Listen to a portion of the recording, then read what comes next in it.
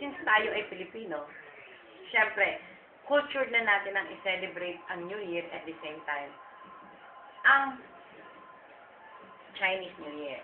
Pero as a Filipino, kinakailangan tayo, ano ba talaga yung New Year ng Pilipino? Syempre, pagdating ng January 1. Ano pagkakaiba ng January 1 sa Chinese New Year?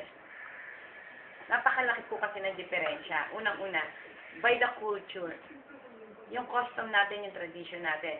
Bilang mga Pilipino, tayo ay mayroon sariling pamahiin, meron tayong sariling paniniwala, meron din tayong gustong ipagdaos sa ating tradisyon na kultura. Samantalang yun naman po namang Chinese New Year, kaya nga po sinabing Chinese New Year, ito ay isang simbolo ng mga Incheck or mga Chino, kung saan inadapt naman ng mga Pilipino. Oh, sige. Ano ang dapat ihanda sa Filipino Christmas? Actually, ang Christmas natin bilang isang mga Pinoy, tradisyon natin, ihanda lang yung sarili natin.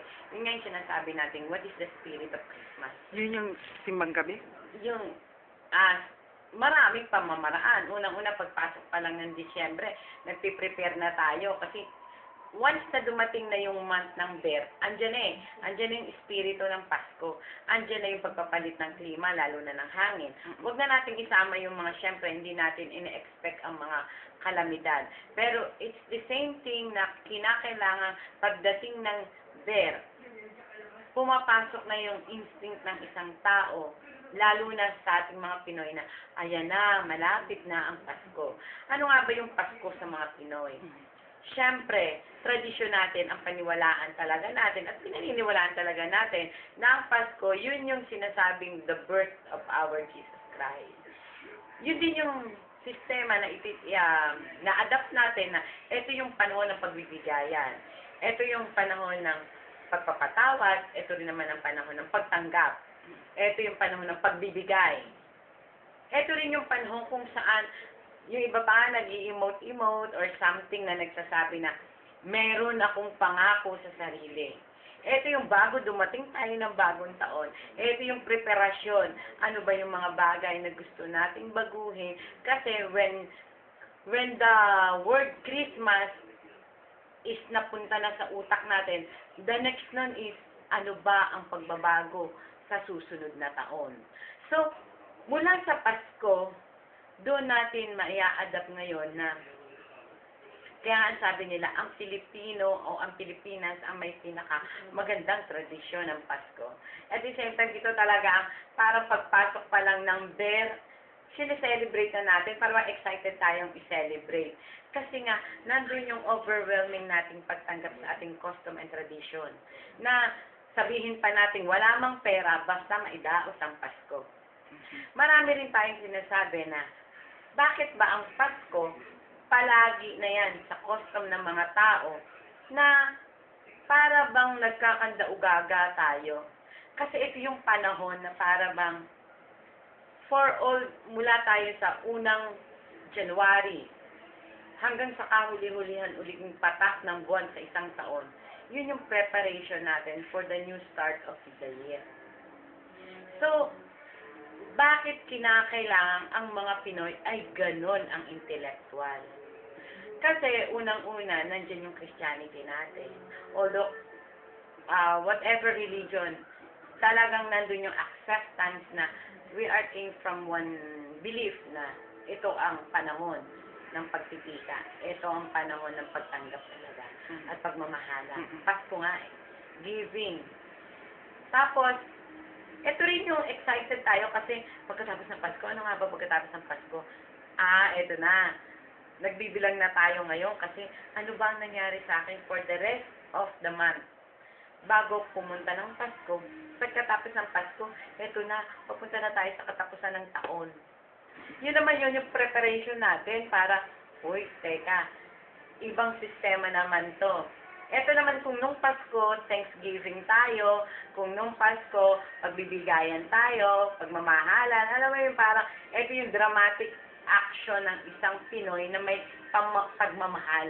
Na kung saan yung ating paniniwala na by means of Christmas, Minsan lang sa isang taon, magkasama-sama ang family. Magkasama-sama ang mga mahal mo sa buhay.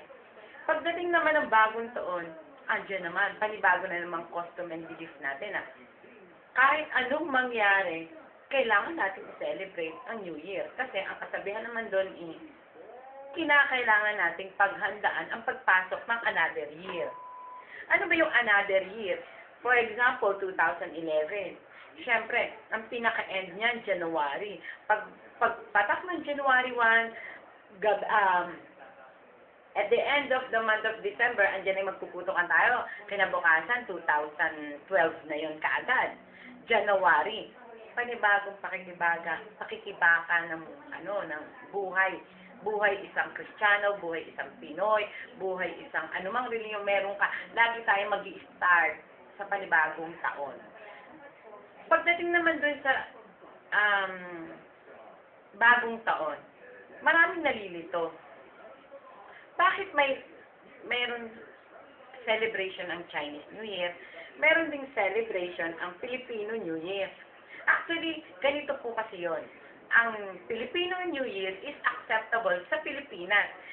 As long na tayo'y Pilipino, andun yung paniniwala natin at nandun yung kagawian natin, na kapag January, yun ay New Year ng mga Pinoy. Maybe some other parts of the country, ganun din sila. Hindi natin po pwede kasing i-mini-mini mo. Hindi rin tayo pwedeng makisabay sa custom and tradition ng iba kasi nga, kahit nasa siyensya yan, na kung ano ang kinalakihan mo, saan ka nagmula, palaging mayroong something nakakaiba sa bawat part ng bansa. So, bilang isang Pilipino, sineselebrate natin to by January 1. Ano nga ba yung mga excited tayo na i-prepare? Lalo tayong excited kapag yung, January 1 na, teka, tapos na yung gastusin ng Pasko, pero eto na naman, sabi nung iba, tapos na Pasko na. Tapos, aminin na natin, andyan na, butasan na yan ng bulsa Andyan kasi yung giving nga Sa bagong taon naman, ano ba talaga yung essence? Ano ba talaga yung dahilan? Bakit isineselebrate ng mga Pinoy ang January 1?